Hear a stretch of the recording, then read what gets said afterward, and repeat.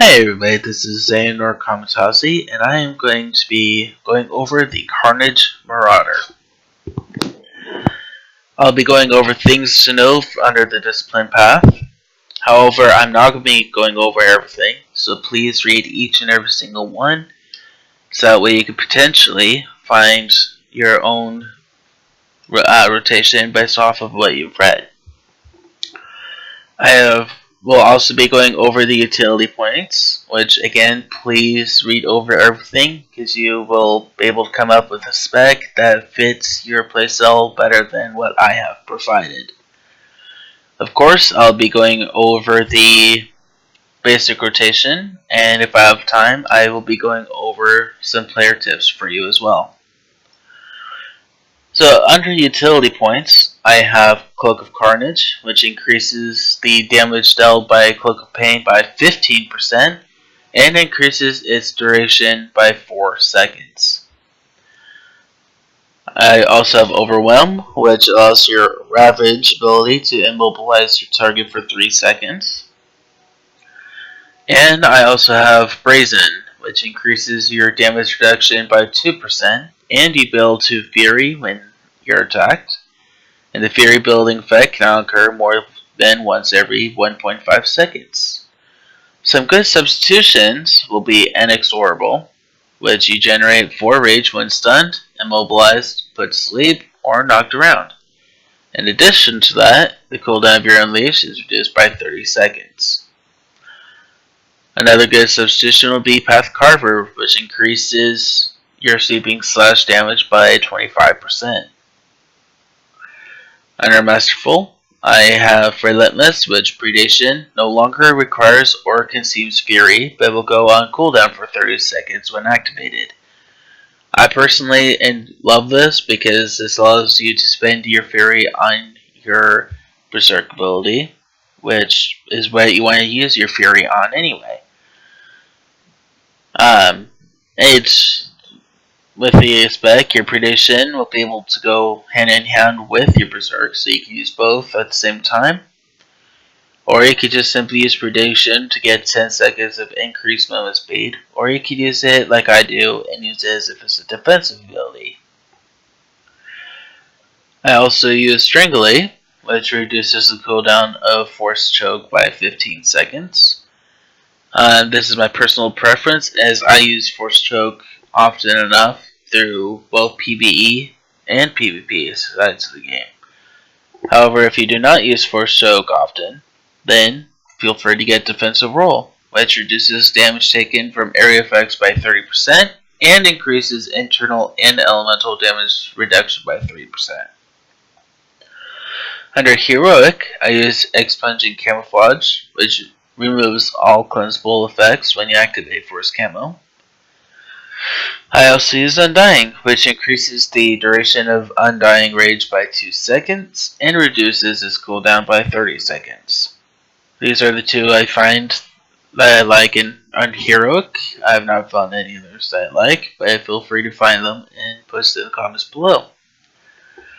Under Legendary, I use Blood Ward, which activating Saber Ward grants immunity to stun, sleep, lift, and incapacitating effects for 6 seconds, and getting attacked while Saber Ward is active heals you for 3% of your maximum health. The healing effect cannot occur more than once every second. A good substitution to this will be Thirst for Rage, which Bloodthirst generates 12 rage when activated, and you heal for 1% of your maximum health whenever you activate an ability that consumes rage. Another substitution, which I find to be a very good substitution, will be Ruthless Aggressor. Vicious Throw refunds 2 rage when used on a target affected by your Obfuscate, and can be used on any target affected by your Obfuscate, regardless of remaining health. In addition, activating Obfuscate grants you Ruthless Aggressor, increasing your force and tech resistance by 75% for 6 seconds. So things to note: your Gore ability will sunder your target for 45 seconds, which decreases their armor rating by 20%. Whenever your Ataru form strike, it affects your target. It will finish and proc your vicious throw, which causes it to be usable on your target regardless of remaining health. And most of your abilities will have a chance to proc Devastating Blast for, I believe it's going to crit for crit, but I am not positive what the effect is. I'll be honest on that. I just know procs are Devastating Blast, which is always a good thing. Now, what I mean by proc is you'll see a glow around the ability, which either it's going to be like it will cost nothing, it will crit, it will have increased damage, etc. Whatever the cause is, it will just have a glow around the ability, and it will be useful in some form or another. If you happen to know what the proc is, please post below in the comment section, because all knowledge for players who are new and need to know this will be they know that as well.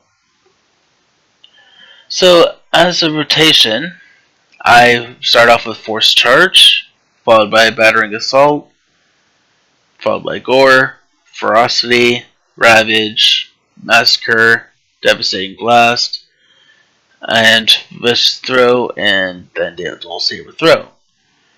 However, the actual rotation just goes up to Massacre. I have Devastating Blast and Vicious Throw back at the end because those are going to be used when they're procced. Dual Saber Throw you can use at any given time in the rotation, except I have it in the back just because I personally don't use it very often. So to show you, first we start off with Force Charge, followed by Battering Assault, Gore, Ferocity, Ravage, Massacre, and as you see they're procced, so Devastating Blast and Vicious Throw. And then we go back through.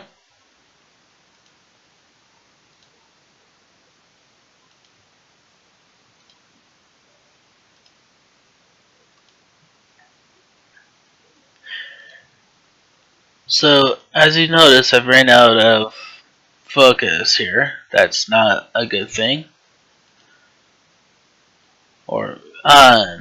So a good thing to note here is to find a way to keep up your focus here, or your rage, as that is actually rather important to find and keep up, so we're not relying on assault or battering assault.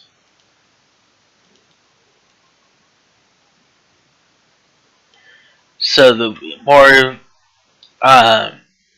focus / rage control you have here, the better off you'll be as far as your rotation. So that's something for you guys to figure out. I personally do not have a way to have focus control or focus management, so I apologize for that. Some player tips for you guys will be under Legacy. Starting off with character perks for advancement. I recommend going in for what you're going to focus on for leveling purposes, whether it be war zones, flashpoints, class missions, which goes perfect hand in hand with exploration. Under travel, I recommend that you get priority transport personal starship, especially if you're going through the class storyline. This is going to come in helpful, so that way if you're in the middle of a planet right after just finished off the last, let's say, heroic mission, and you need to get to your personal starship as quickly as possible, you can just click on this and be ported from that middle of nowhere straight to your starship without having to travel to the closest flight path and fly over to the starport.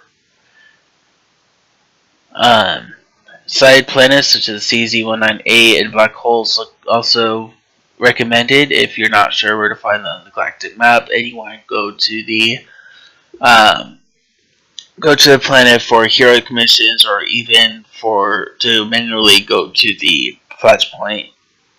You can just click on that, be ported straight there. Under convenience, you can get all of them. They're all useful as in one way or another.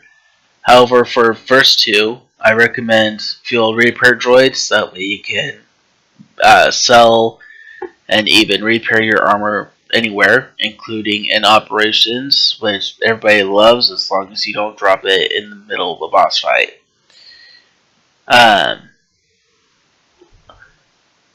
I've actually seen that. I think that was a mistake on their part, but at least I want to hope so. Another good one would be the field respect, so you don't have to go to the fleet. And in order to respec, field respec is fantastic if you happen to have the tank role as well as the healer role as backup in case your tank or healer decides to drop group. That way you're able to step up and take on that role. Or if you just don't like your DPS, the current spec, you can spec wherever you're at. Under Companion, I recommend you get Legacy of Altruism maxed out because it increases the amount of companion influence gained from companion gifts by a total of 30%.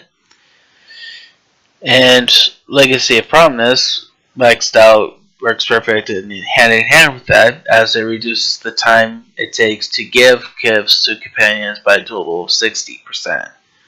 Which takes it from the roughly 3 seconds down to about 1.5, 1.6 seconds per gift.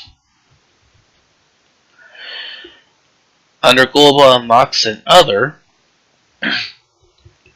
I firstly recommend for the alignment part that you have at least one character max out on the light side, even if temporarily, so you can unlock the Legacy of Unity. Which Unity is essentially another defensive ability that does require your companion to be out with you in order to use it. But it is useful as you get a 50% damage reduction for 15 seconds, which is very useful if you get into a tight spot. You do not have to have anything for ship unlocks except if you're like me and you enjoy being able to use training dummies in peace and not in public on the fleet, then what I will recommend is that you get the repair droid, operations training dummy, and Warzone training dummy. The reason for the repair droid is it provides modifications or modulators, so that way you could switch it out for tank, DPS, or even the heal.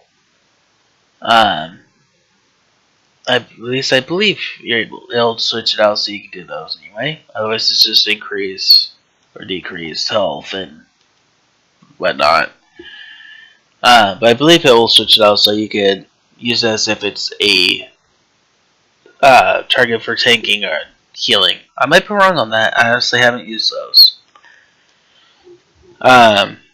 If this just changes simply its how much health it has, well, I apologize, and at least you have something to sell on your ship if you forget to sell.